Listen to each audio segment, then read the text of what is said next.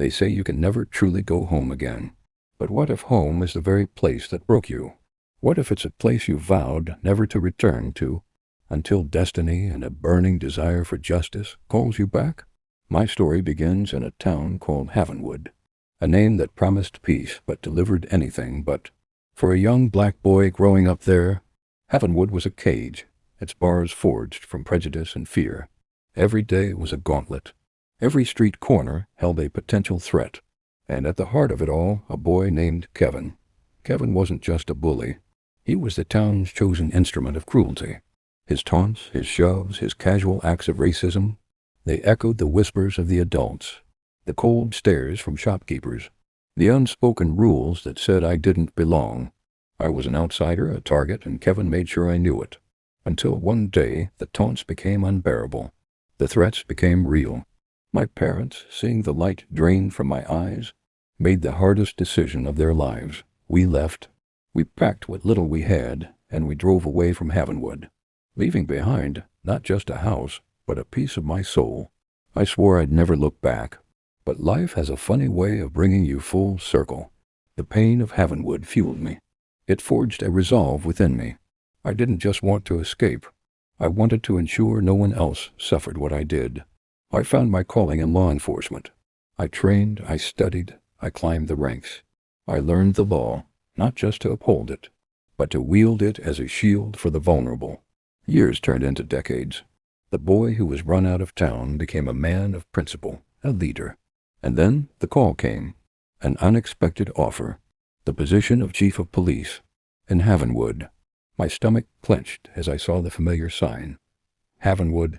It looked the same, smaller perhaps than my childhood memories, but the air still carried that faint, unsettling echo of the past. I was no longer the scared boy. I was the new chief. I wore the uniform, the badge, the weight of responsibility. I was ready to bring change. I hadn't even reached the precinct when the flashing lights appeared in my rearview mirror. A routine traffic stop, I assumed. I pulled over, calmly rolled down my window, and waited. The officer approached, his stride confident, almost swaggering. Before I could even offer my identification, his voice, laced with an immediate, unwarranted aggression, cut through the quiet night. Officer sounding gruff, condescending. License and registration. And oh, do you think you can just cruise through my town like that, huh? What's your business here, fancy car? My blood ran cold. The voice, the eyes, the sneer. It was a face I had tried for decades to erase from my memory. But time and a few extra pounds couldn't hide it. It was Kevin, the very same Kevin who had made my childhood a living hell. He didn't recognize me. Not a flicker. Just the same old arrogance, amplified by the uniform and the gun on his hip. He saw a black man in a nice car, and that was all he needed. I handed him my license, my official credentials tucked underneath. He snatched them, barely glancing. Officer, voiceover, mocking. Oh, a big shot, huh? From out of town. What, you think you're above the law here? Let me tell you something, buddy. In Havenwood, I am the law. He leaned closer, his breath hot, his eyes narrowed. He started listing off imaginary infractions, threatening to impound my vehicle, to take me down to the station. He was enjoying this, relishing the power, just like he always had. He had no idea who he was talking to, and in that moment a plan formed, a quiet, devastating revelation. I let him finish his tirade. I let him puff out his chest, let him revel in his perceived authority. And then, slowly, deliberately, I reached into my jacket. Not for my wallet this time. I pulled out my badge. Not the standard officer's badge. This was different.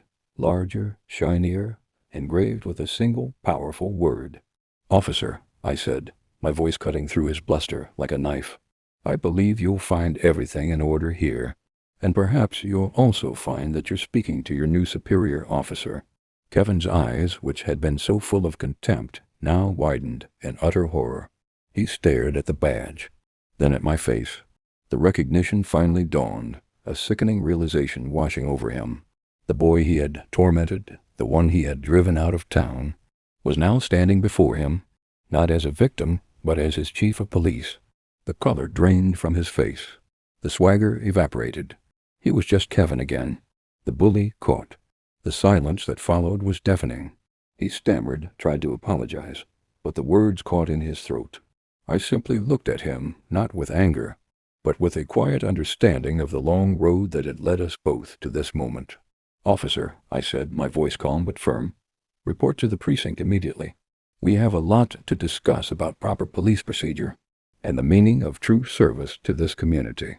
Havenwood was still Havenwood, but it had a new chief, a chief who understood the shadows of its past and was determined to bring light to its future. It wasn't about revenge. It was about justice. It was about showing that the bullied can become the protectors, that the outcast can become the leader, and that true power isn't found in intimidation, but in integrity. My journey back to Havenwood was more than just a career move.